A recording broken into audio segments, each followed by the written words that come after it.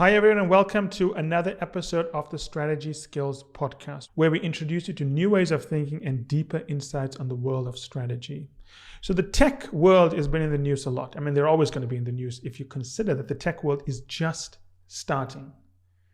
So while we like to think of Apple and Facebook as these giant behemoths, we've got to remember that in 10, 15, 20 years, they may not even be around anymore. Someone's going to take their place. I know it's hard to think about that, but that's true. That's how free markets work. The behemoths that ran the world of tech before, whether it's IBM, whether it's HP, whether it's Yahoo, whether it's AOL, I mean, I don't even know if anyone talks about them anymore. I've not seen anything about IBM on the front page of a newspaper unless it's another, and I'm sorry to say this, I know a lot of IBM listeners listen, it's another bad quarterly or revenue result. Hopefully they turn things around. It's a great company, one of the greatest companies in the world, and I'm sure they have a bright future ahead of them. However, let's get back into the topic, right? A lot is happening with tech. There are calls on one side that tech needs to be more highly regulated. There are calls on the other side that tech needs to be protected. So I think there is a consensus something needs to be done better with tech.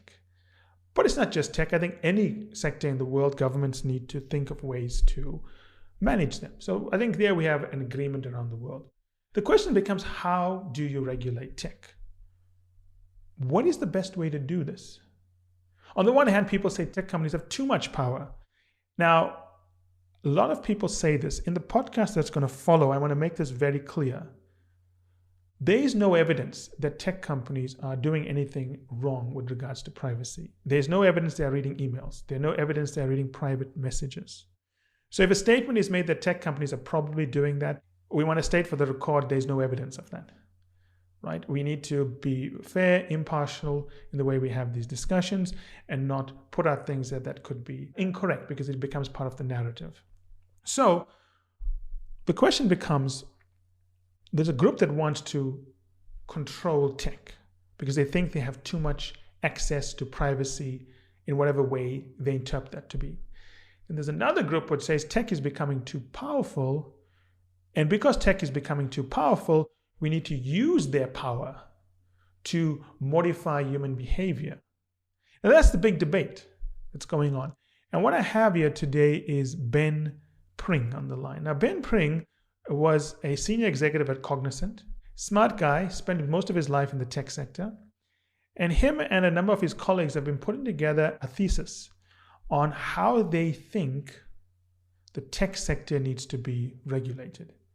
Now, of course, when you listen to this, remember that it's a controversial topic.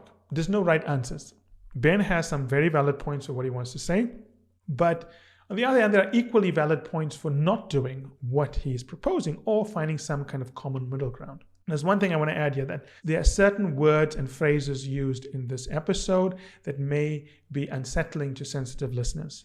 So if you are a sensitive listener or if you have children in the room or not sure whether to proceed, I want to say it's not offensive words, but for a sensitive listener who's not used to some of these topics, it could be disconcerting. So think about it as you proceed with this episode, and I hope you enjoy it. How are you? Hello there. Hi. Oh, you have a very nice accent. Thank you. Where are you from? I'm from England. England, the Queen's England. Well, I'm really looking forward to speak to you today because I read your book this morning. I thought it's going to be a little bit of a boring book about technology, but my God, you want to start a fight with the whole tech companies. So how many people are you expecting to unfriend you after this book becomes mainstream? That's funny. I may lose some friends, but I hope I'll gain some along the way as well. Well, I was thinking that you, Lena Khan, and Timothy Hu could go as the Avengers taking on the tech companies during Halloween. That's very funny. I was chatting online with Tim earlier this week. Yeah, that's quite cool. Thank you. Yeah, you can tell him that Michael came up with this really cool idea for Halloween. I mean, the three of you, Lena Khan can go as Wonder Woman, although it's not the Avengers, that's the Justice League, but it's close enough. That's funny. Okay, so I have a lot to talk about. I mean, it's quite an interesting book. Do you mind if we get straight into it? No, of course. Thank you so much. Okay, so when I was first reading this, because I read the summary a few weeks ago, and I like to read books the day I'm going to speak to the author because I want the ideas fresh in my mind. So I wanted to look at this from the perspective of what it means from a macroeconomic perspective. Let's start there, because a lot of what you are saying makes intuitive sense. But is it not too late, considering most of global usage is shifting towards Pacific Asia, and this is only for the American market? Are we not responding too late? Well, that's a very interesting question to start off with. I thought I'd give you the easy question first. No, it's super interesting. No, I mean, clearly technology is entirely central to geopolitics now. Yes. I think, that's clear and obvious to anyone who's paying attention. And so those geopolitical struggles of the next 20, 50, 100 years are all going to be fought and competed on around technology. And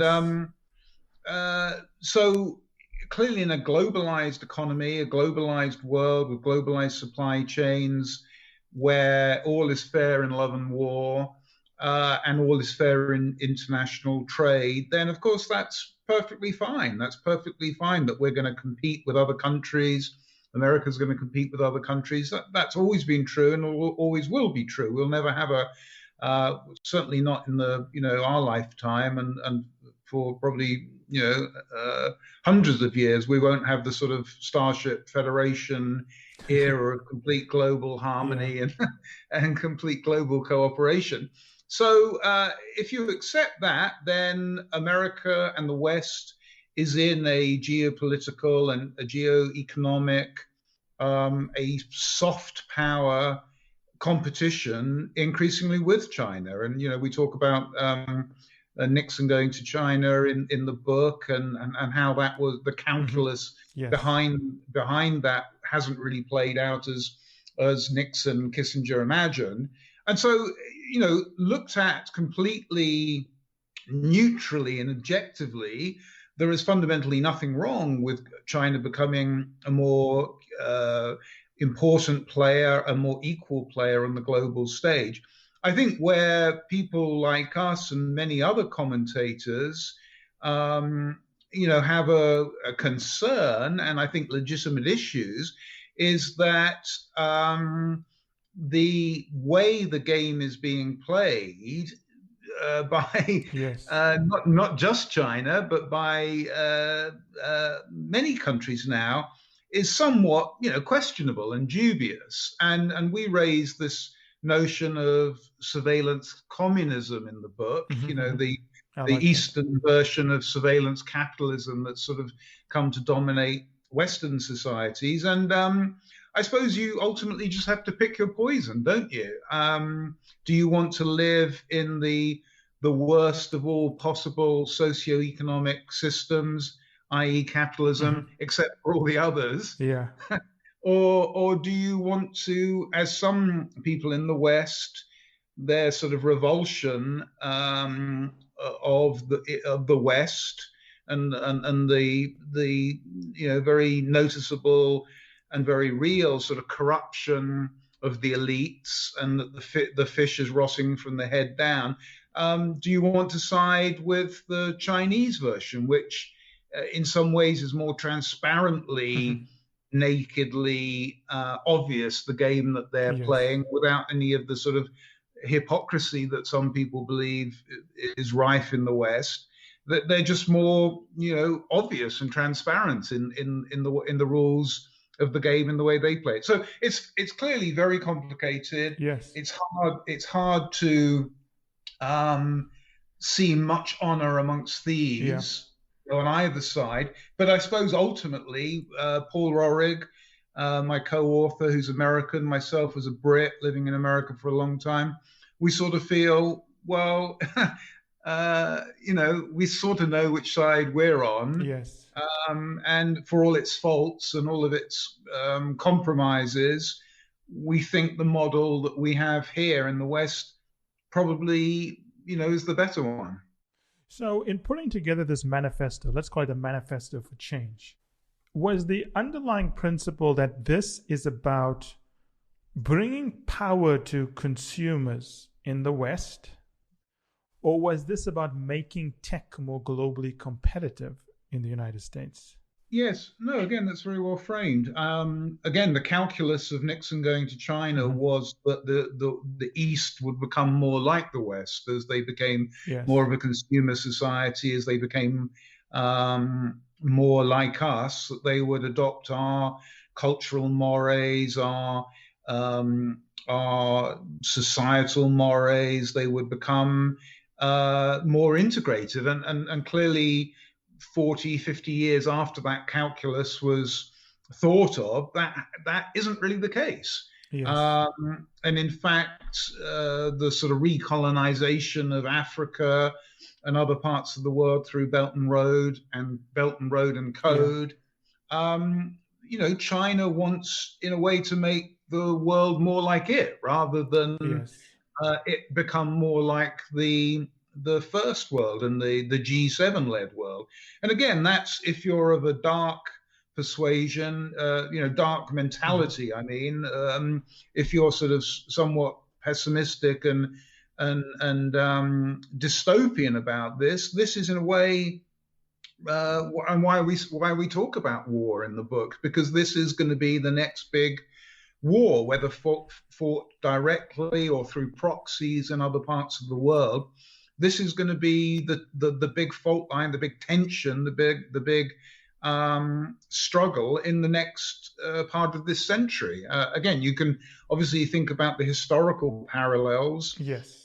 of the American century, if you like, the 20th century, and the transition of power from the UK, from the British Empire into America, the rise of Germany as an independent national state, and its attempts to find its way in the world in the First and the Second World War. And so these big macro tectonic shifts, if you like, I mean, that's what we're on the cusp of now. And in the previous eras, those tectonic plates have shifted around control of natural assets, oil, clearly, minerals, coal, gold. But now the next tectonic shift is all going to be around control of technology. And so that's why you see, again, the anxieties and concerns about Huawei in Western supply chains, in security-based supply chains, and why Taiwan has suddenly become, Yes. sort of ground central for all of this tension, because in the fourth industrial revolution, control is going to be expressed and manifest through control of technology. I mean, Putin famously said a couple of years ago, the country that controls AI will control the world. So let's expand on what you said, and you explained it very well, right? To quote Ronald Reagan, he said that the 9 most terrifying words in the English language are, "I'm from the government and I'm here to help." So as a build-up to my next question is, I agree with what you're saying.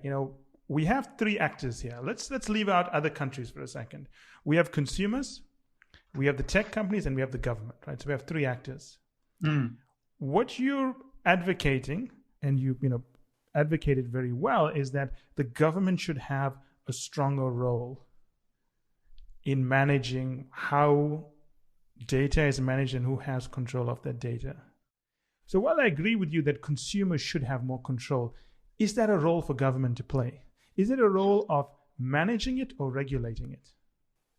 Well, again, interesting to bring President Reagan into this. I knew you'd love it. Because in a way, technology has grown in the era of Reagan, hasn't it? Really, that notion of the hands-off, laissez-faire, libertarian approach to markets and to regulation, and particularly to cyberspace. I mean, there was a sort of collision between the techno utopians of the homebrew club and the first waves of technology, and a government that was very happy to take their hands off and allow unfettered, uncontrolled innovation, disruption to occur. And clearly, again, there was logic to that. That in itself was a reaction to perhaps an over-involved government in the West. But I think, again, what we're arguing in our book is, whilst that philosophy and that approach may have been appropriate and indeed sensible in the late 70s into the early 80s, it's not appropriate and sensible in 2021. Because that laissez-faire approach, whilst it's wrought innovation and a huge explosion in economic growth, we can also see what that disruption, what that move fast and break things approach has also wrought in terms of addiction to technology. Yes. Children who are introduced to technology at 13 and completely absorbed, completely addicted to it, bullying off the charts, suicide off the charts, body dysmorphia off the charts, all sorts of negative consequences. And again, as a rational person, you, me, anybody reading this, we've got to be honest about this and recognize that we've steered too far to the right, if you like. That, again, if you put it into the sort of ship of state metaphor, we're perhaps going too far to the left to port a generation or two ago. We're going too far to starboard now, too far to the right. And so, again, what we're arguing in our book is that we need to, change course again to get this ship of state back into a more central course. And again, the notion that you can steer a ship or the ship of state only in one direction, only to port or only to starboard, to us is just illogical. And so the ideologues who think, oh, we've got to continue to be completely hands off and completely allow the tech companies to do whatever the hell they want, and we can't afford to risk killing the golden goose. We can't run the risk of throwing the baby out with the bathwater. Again, to us, that's illogical. That's just an ideologue position rather than a practical, reasonable, mature approach, which says, yes, of course we need innovation. We need the engine, the accelerator, but we also need some brakes. I'm mixing my metaphors here. It's a good metaphor. Between ships and cars, but we need some brakes so we don't kill ourselves in the process. And that's kind of what we're doing. So going back to your original, framing of it, of course, the consumer has huge power, and the consumer expresses that power at the ballot box, at the checkout counter, and in every click and like and swipe they do. We've got to obviously, continue to put the consumer, the citizen, right in the middle of everything we do. But we know that the regulatory, legislative frameworks, the rules of the game that politicians craft at our behest as citizens, that's also important. And so that ecosystem, as you frame it, which is very, very well framed, is always a very delicate ecosystem. But the notion that you can't do anything to touch it, we just don't buy that logic.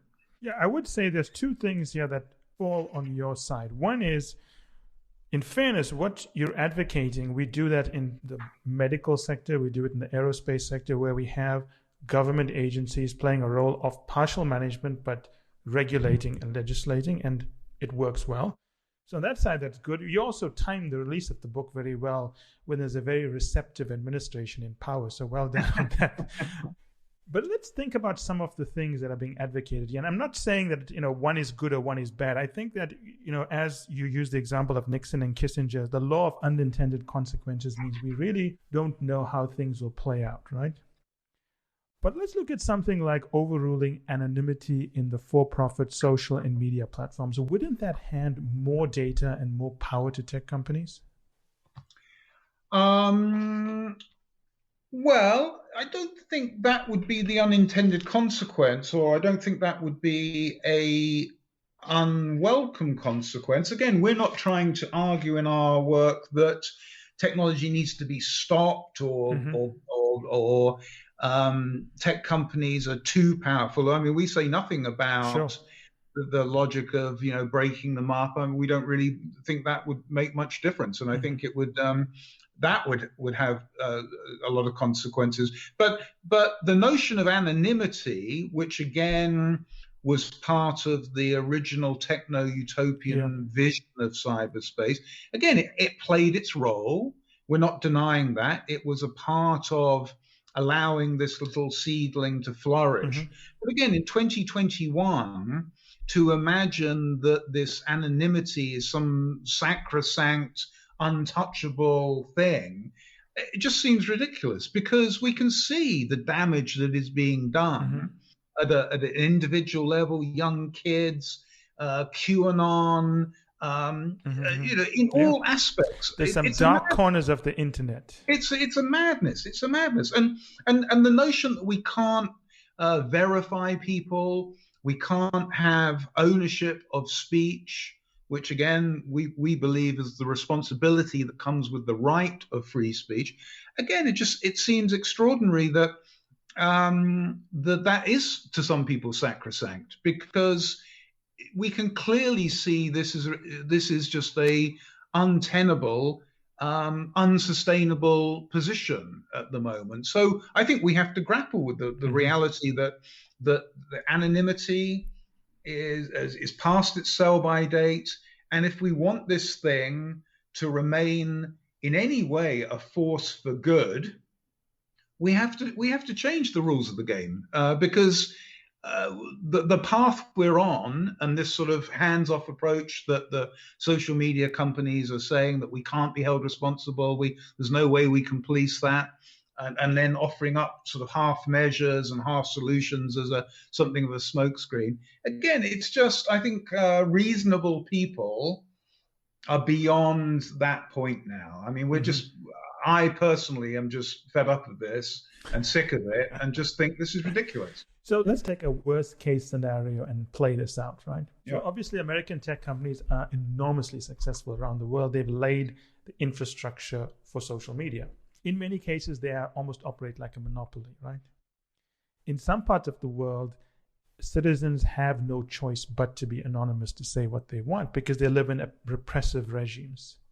How would that play out? How would not granting them that anonymity, what effect would that have? No, that's a very good question, and it's a very difficult question. And again, I'm not saying we have the answers. It's just good to think about. No. It's and we've thought long and hard about this, because we realized this was a pretty bold statement, a pretty bold position to take. And you're absolutely right. In parts of the world, that anonymity is valuable.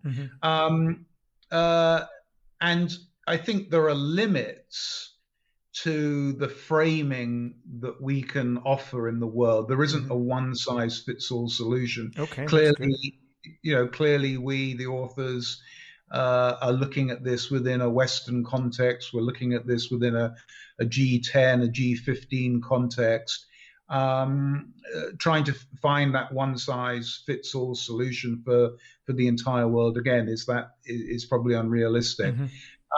So I think I completely understand where that question's coming from, and that would produce some negative consequences for folks in that situation.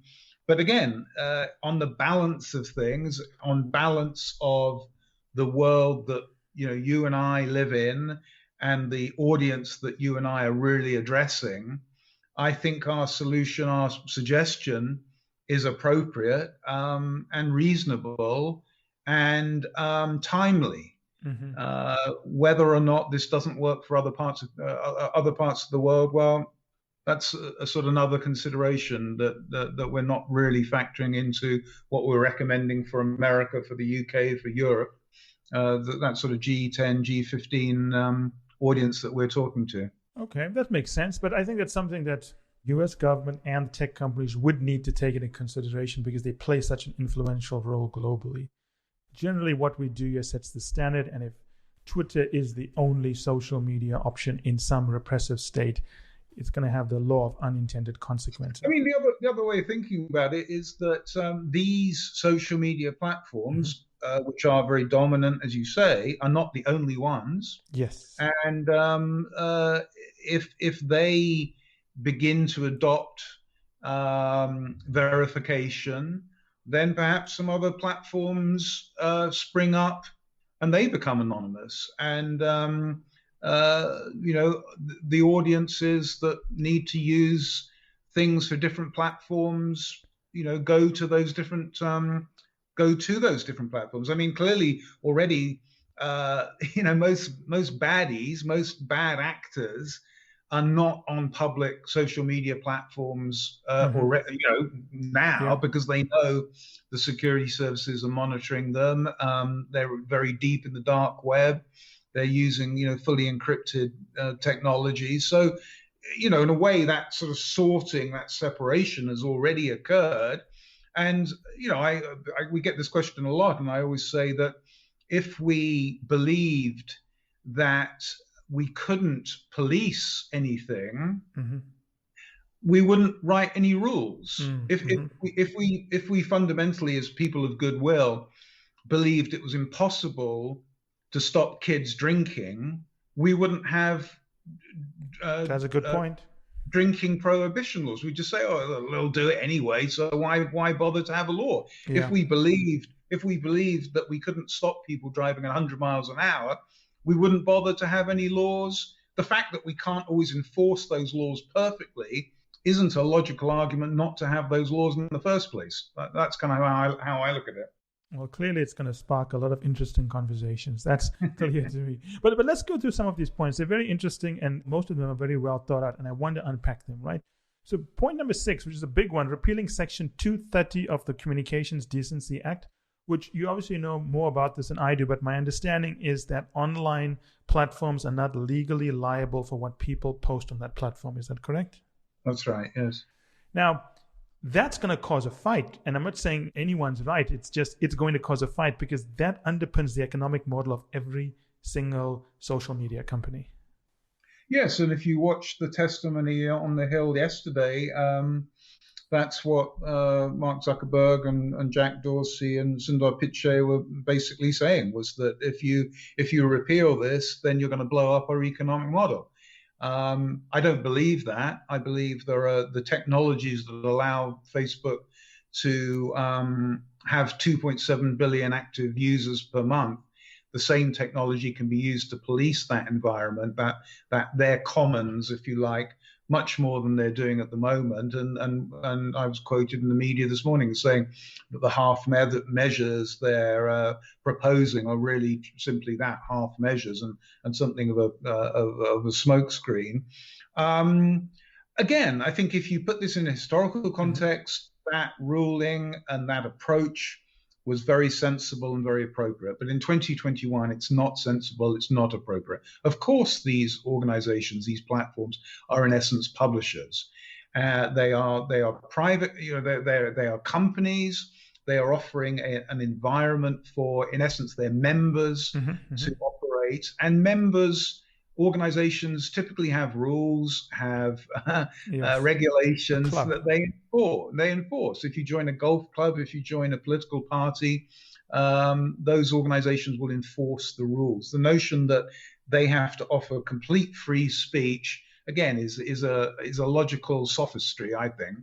And so in 2021, of course, they're publishers. It's completely obvious they're publishers, and they need to police what happens on their platforms. And if they can't do that, if they don't do that, then they don't have the right infrastructure.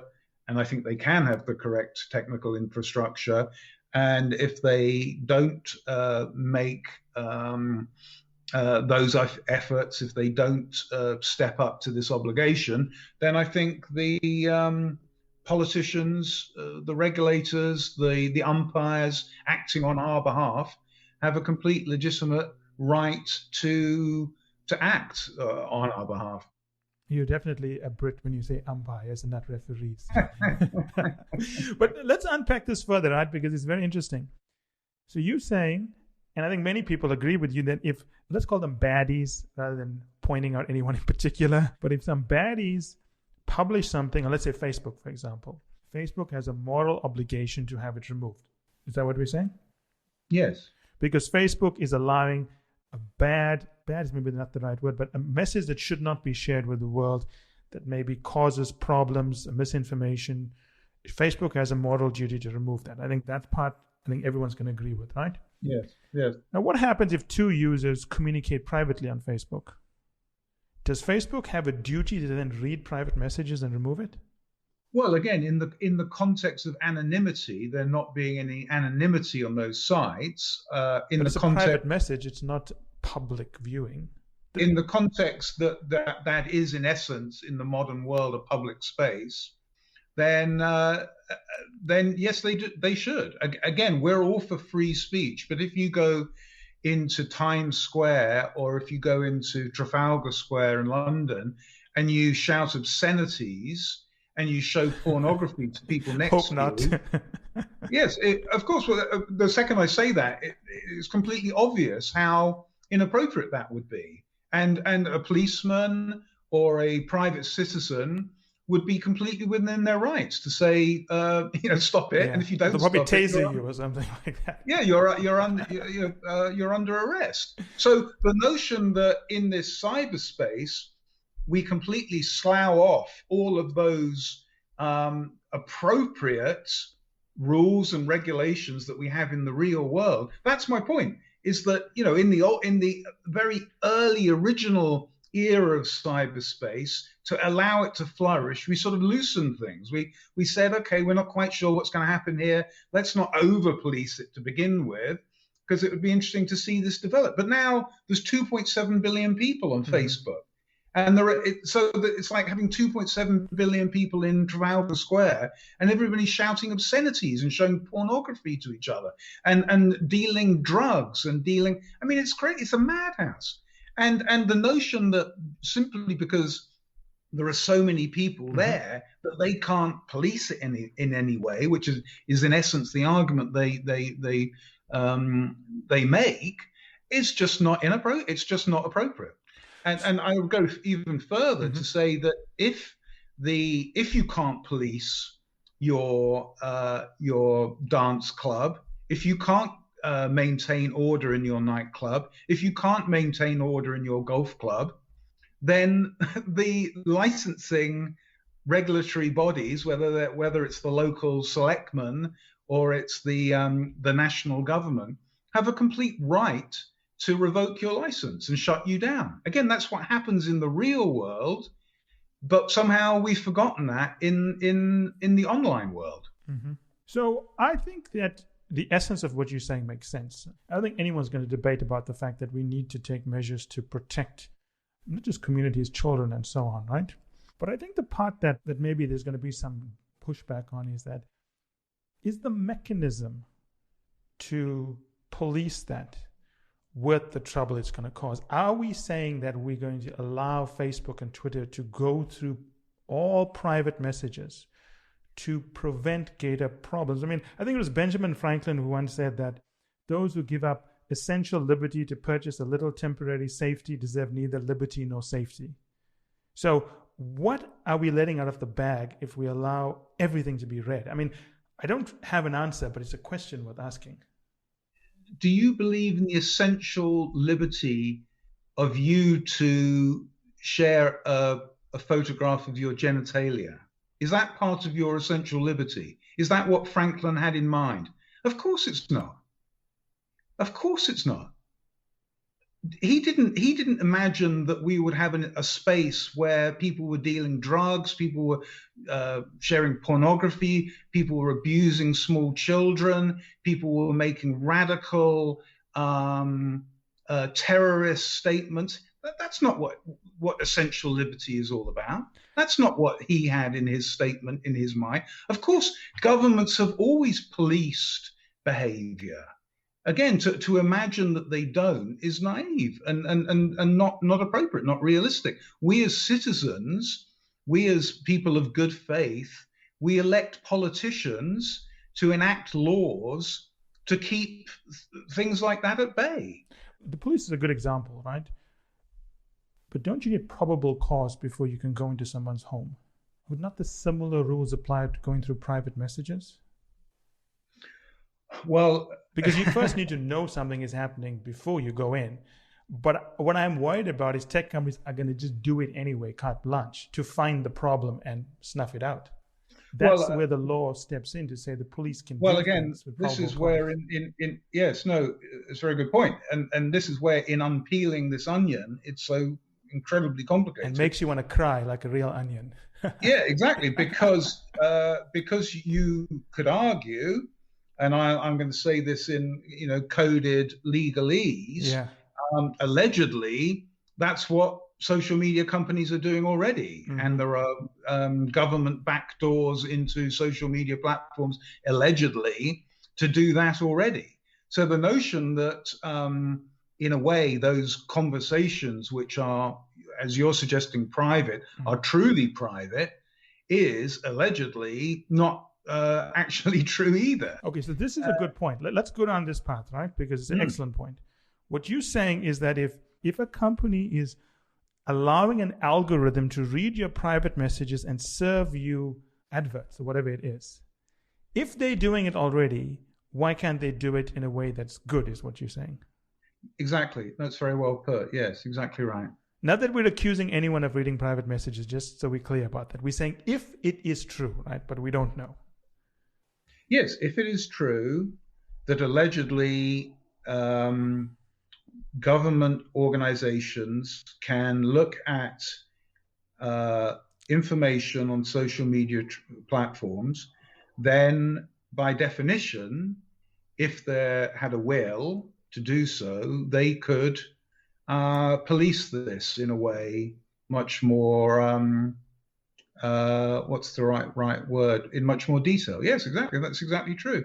And again, this is why in Unpeeling the Onion, it is so incredibly complicated because again, and I'm going to couch this all in legalese because it's a very, very difficult conversation to have in public, is that the companies that we are talking about, the platforms we are talking about, much of the underlying technology that is at the heart of those platforms is at the heart of platforms that the government has for national security technologies that they operate. Yes. People may know the name Peter Thiel and the name Alex Karp. Yes. And if you know who those people are, then you know that basically the technologies that 2.7 billion people in the world access to share cat videos are the same technologies that run the systems that Edward Snowden exposed. Okay. So it's extraordinarily complicated, and it's almost like a house of mirrors. Once you start walking down that corridor, you look at one mirror and see three other mirrors in its reflection. So let's step out of this conversation to maybe shift gears a little bit, right? I think everyone's going to agree with you. Certain things on the internet need to be policed. Certain things are just not pleasant to look at, hear about, and no one should see it, right? There's not going to be much dispute about these black and white areas. But if you give an organization the power to police something that's black and white, that's easy to support. But there are many things that are gray areas that are not that offensive to everyone and maybe mildly irritating. Who decides that? I mean, because if we say there's going to be a Federal Technology Association, a government cannot do anything. It's an article of Congress. It's going to be staffed by someone who has to make these calls and decisions. How do we know when we get to the gradation of what needs to be removed, it's not going to be abused? Yes, well, again, that's a very good point, and that's why the first recommendation in our book is the establishment of, as you just mentioned, a federal Hmm. technology administration or a federal technology agency. Because if you look at the remits of the FTC and the Sure, FCC at the moment, they really don't mention anything we're talking about at all. It's much more that sure. notion of competition, of monopoly. They don't really have a charter to go after any of these complexities that we're talking about. So we think having a government agency with a charter to adjudicate, to address, to advise the three legs of government, if you like, the three pillars of government, it would be a positive step forward. I mean, again, we were informed in our thinking by that famous moment when Mark Zuckerberg was on Congress, in front of Congress a couple of years ago, when a senator said to him, Mr. Zuckerberg, what's your business model? Senator, we sell ads. Again, using my analogy of the umpire, Yeah. if the umpire doesn't really understand the game that's being played, how can he adjudicate or make the rules?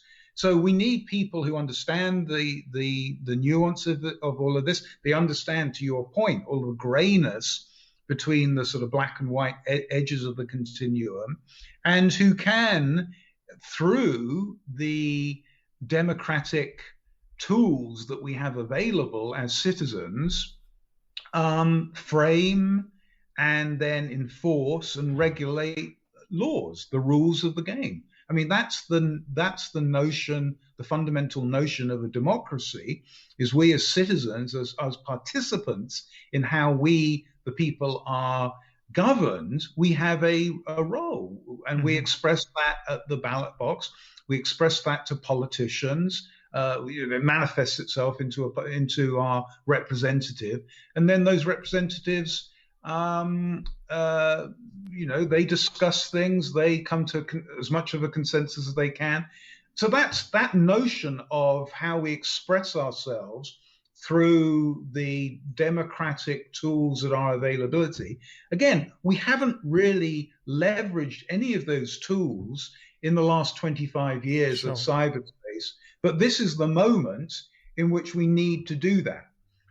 And we do that through the channels available and through new channels that we create. And again, we're informed by that famous phrase: "All it takes for evil to flourish is for good people to do nothing." Yes. We as good people, you as a good person, anybody of good will listening to this now, thinking about this now, thinking about their child upstairs in their child's bedroom on a phone doing heaven knows what, we know there's a big problem here, and we know we've got to grapple with it. And ultimately, we're going to grapple with it, as I said earlier on, at the ballot box, Hmm. Hmm. at the checkout counter, and the things that we like and click on. That's really the sort of modern trifecta of how we manage the world and how we experience the world. And politics clearly has a big role in that. And again, the notion that politicians shouldn't have any say in cyberspace, how the rules are created. Again, I just don't think in 2021 that's a sort of tenable position. And of course, different politicians are going to have different points of view. And the fact Yes. that the big social media platforms now are the biggest players in DC. Jeff Bezos has the biggest house there, owns the Washington Post. The big tech companies spend the most on lobbyists now. Of course, they have, lawyered up. They know what's coming, and they're going to try their damnedest to influence and, as companies always have, and as politicians have always operated. So again, that's not different. We're simply arguing in our work that this is the moment in which we as people, we as citizens, we as business executives, we as technologists who love technology, and Hmm. we're not here to bury Caesar. We're here to praise Caesar. But Hmm. we know that we've got to grapple with this, because if we don't, we're going to go down very, very dark roads. And then probably when the next wave of solutions are proposed by people in 10 years or 20 years or 50 years, we're going to be in a worse position, and the laws that people come up with, the suggestions that people come up with, are going to be more draconian and more black and white, and things are going to be locked down more than if we reform things now. Yes, that makes sense. I think you make a very, very strong case.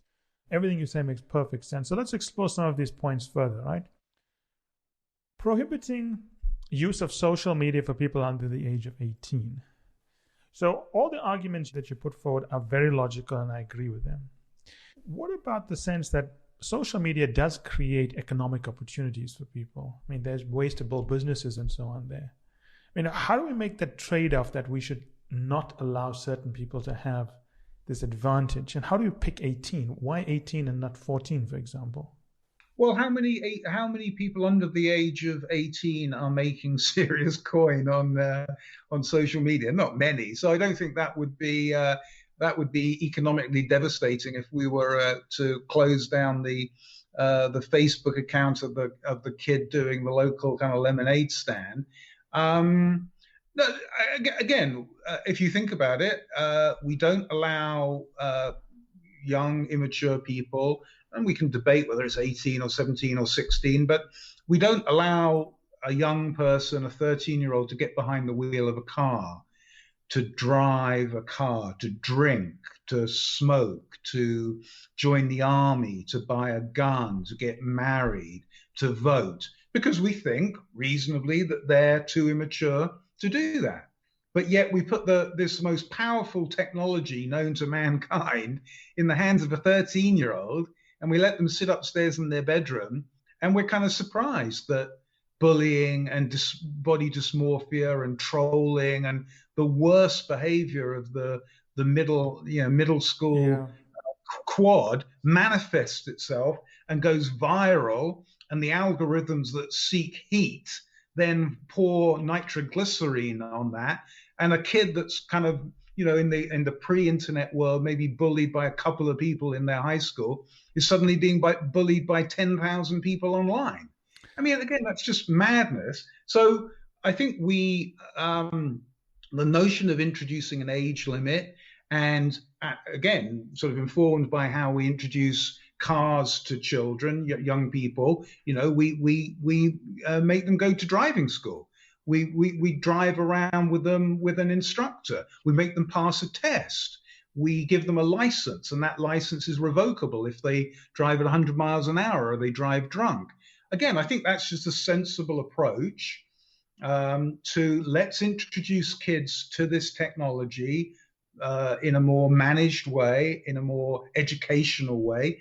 Let's teach them to be safe. Let's teach them things that perhaps they didn't know, or they've forgotten, or they think don't apply in cyberspace. Let's remind them of the golden rule, and then let's have in essence, a test. Let's give them a license through the verification program that we talked about earlier on. And if they then start spouting QAnon nonsense, or start abusing the neighbor or their pals at school, or start exposing themselves, we close that thing down again in the way that we can close other things down when they go off the rails. Again, it's applying some of the common sense that we try and apply in the real world to this online world that's all around us now. So what you're saying, let's just think about this, right? I've worked with many companies and countries around the world, and one of the things we teach countries, if you want to grow your economy, you need to remove the number of steps for business to be done. For example, if you live in a country like Russia, for example, maybe you need 17 steps to open a business. In Japan, you need to have multiple forms signed and stamped and so on. If we introduce so many steps into the digital economy, wouldn't we, to some degree, strangle it? I'm not saying kill it, but wouldn't we make it less competitive?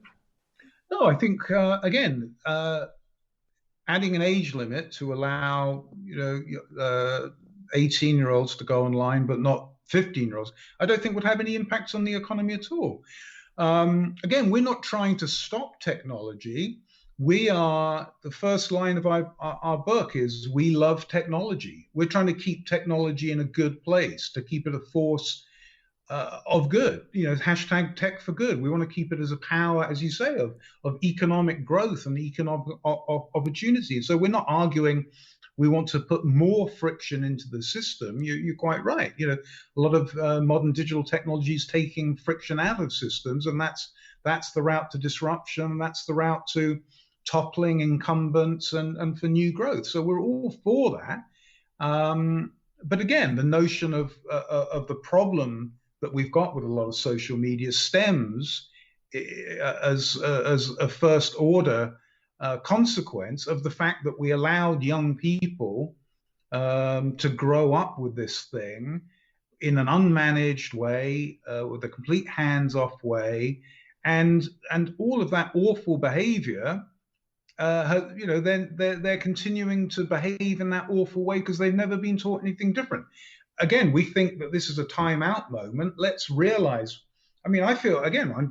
You can tell in my voice this is personal in a way. I'm kind of motivated by this because here I am as a tech evangelist. Somebody's made their living for 35 years, sort of talking about the leading edge of tech.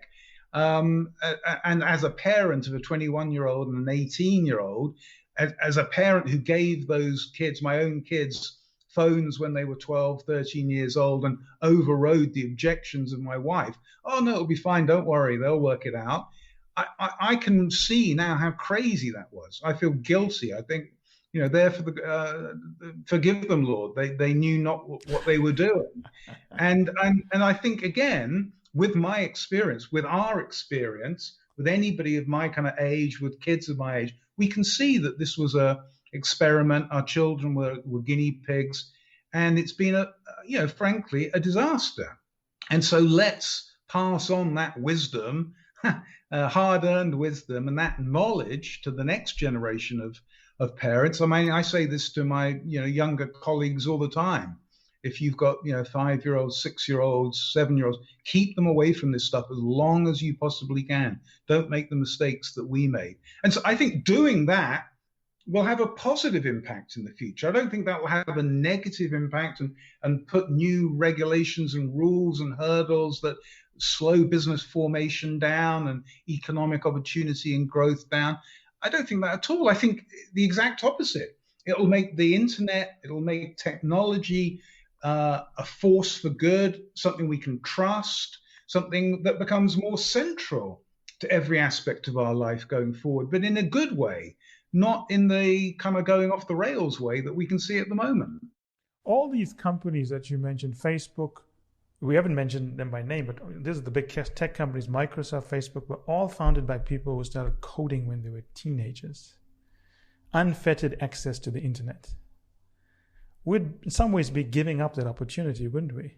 No, because again, we're not saying that you shouldn't be able to learn C++ or MySQL when you're 14 or 15. Great, that's fantastic. Again, if you're on a computer that your parents have given you or a computer in the classroom, terrific. That's great. We love that.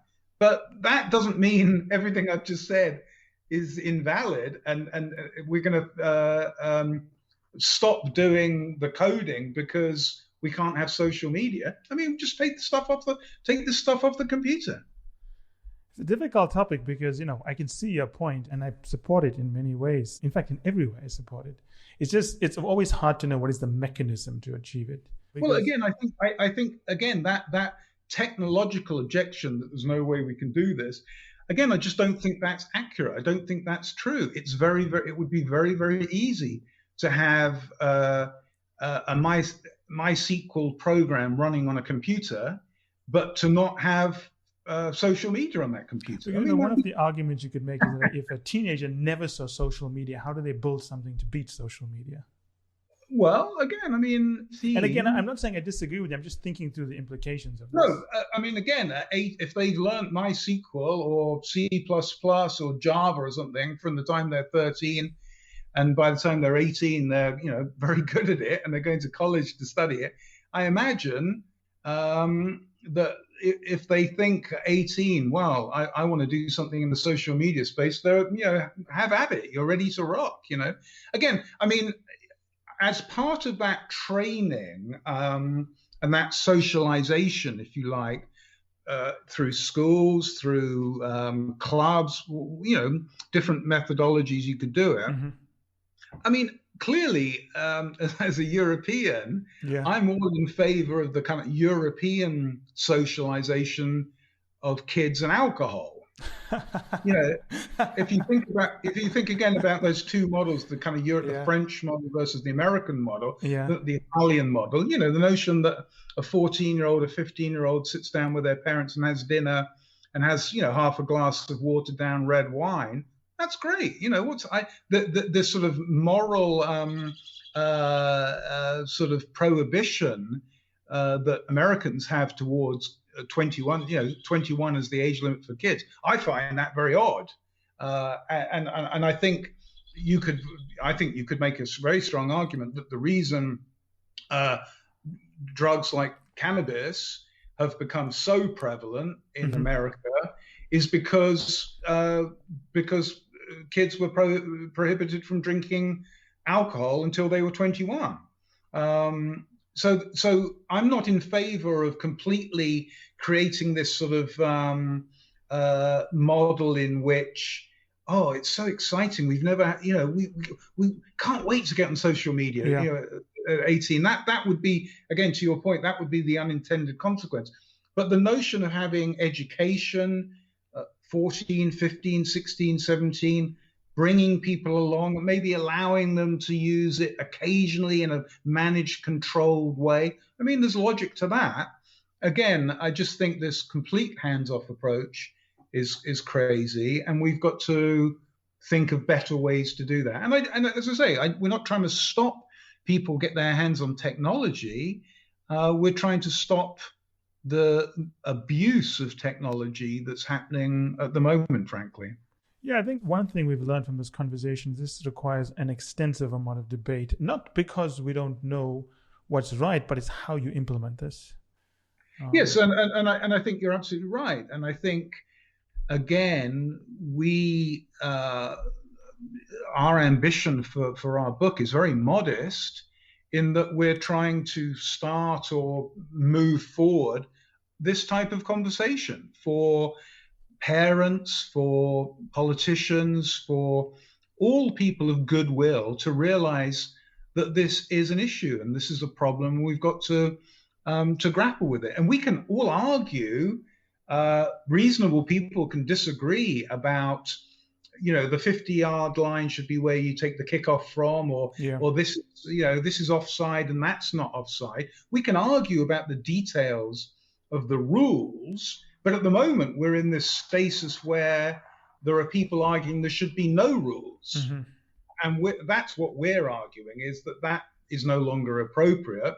So let's argue about what the rules are. Let's figure this out collectively. And to be fair to some of the social media companies, they are talking in that way themselves now. I mean, Zuckerberg and others have freely acknowledged, we do all need to figure this out together. Of course, if you're a cynic, you can sort of critique that point of view, saying that they're really trying to create smoke screens, and they're trying to confuse, and they're trying to obfuscate and make it more difficult and more complicated. I mean, that's a cynical perspective, and they would argue against that. And, they would have some rights to argue that. But again, we are at a crucial moment, I think, without being sort of pretentious or melodramatic about it. We're at a crucial moment in the evolution of technology, in the evolution of mankind, of society. And if we don't grapple with these issues and have these debates, and you say, well, I don't think that's a good idea, but I don't like that idea, and we couldn't make that happen anyway, and we couldn't do this, unless we have this conversation and try and come to some consensus, then we are going to be certainly in our lifetime, we're going to be living in a very, very difficult, dangerous, and frankly unpleasant world that, again, I think a lot of people of goodwill simply don't want to live in. I think, one thing I can say, that if you think of your book as a starting point of a negotiation, the good rule in negotiations is always ask for much more than you want. And I think in that way you've been very savvy, Ben, because you know what you're going to get is what you really want. Yes. Well, that's an excellent observation and a very smart observation. I'm sure you've read, and your listeners probably know of Shoshana Zuboff's book, The Age of Surveillance Capitalism, which I think is a very, very important book. Very, very difficult to read book, not an easy read at all, but a very important book. And I've been calling people's attention to it for a number of years now, and I've spoken to Shoshana about this. She makes a lot of excellent points in the book. One thing which I think, in the context of what you just said and your observation, which is very very acute. One thing she referenced in her book was the transition from the more left-leaning economy of particularly America in the sort of 50s, in the 60s, in the early 70s, into the more Gordon Gekko, Ronald Reagan, libertarian, hands-off era of the 80s and 90s. Era of excess. Yes, exactly. She makes the observation in the book that transition, that shift, that change took a long time. It didn't happen overnight, and that there were economists, professors, Milton Friedman himself in Chicago, who believed to, in essence, affect that change in course would probably take 10 to 15 years from the inception of the idea that we needed to change direction through it to sort of becoming politically manifest. And so she talks about conversations that Friedman had at the time about how he believed that his ideas would take a long time to seed and to grow. And I think, again, not wanting to put ourselves at the same level or claim in any way to have that sort of influence or impact. But I do think that, again, to your point, that this change in the weather, which I think is happening, because it's been interesting in the last 3 weeks as we've been talking about the book, so few people have pushed back and said you're wrong, or what are you smoking? It feels to me like a very open door where reasonable people like you and other people I'm talking to, they can push back in a little bit here and there, but nobody's sort of saying this is kind of ridiculous and you guys are just way off track. And so I think the weather is changing. I think in all sorts of ways, sorts of manifestations, you can see lead indicators of the weather changing. And so, as I say, to your point, starting with a negotiating position, which is, to some people's taste, perhaps extreme, too much. Well, good. Yeah, we're trying to shift the Overton window, if you know that kind of concept, that sort of idea. And if we can play a small role in doing that, then personally, I'll sleep better at night, and I think I'll have, I and my co-author Paul Roehrig will have served the company we work for well, because we'll have played a role in making sure that our company, is on the right side of history and is seen to be aligning itself with, as I said earlier on, #Tech for Good. If we consider the impact tech companies have had in the world and the contribution to the overall stock exchange weighting and so on, this is probably the most important conversation that America as a nation is going to be having. I agree. I mean, there are clearly a lot of important conversations: climate change, democracy itself, racial justice, a lot of important factors in play at the moment, and tech sort of runs through all of them. Absolutely. So It's the sort of infrastructure behind it all. That's right. Yes, it's completely a foundational aspect of the world that we live in. And again, that's why it's so important. Why people who do love technology and believe in its power and its promise, step forward to say, look, technology is great, but we can see it's sort of going off the rails a little bit here. And so let's get it back on the rails. Ben Pring, thank you so much for being on the show. I really enjoy that. It's one of the best conversations I've had in a long time. That's great. Thank you so much. Lovely talking to you. You too. Take care. We'll be in touch. Bye. Bye-bye.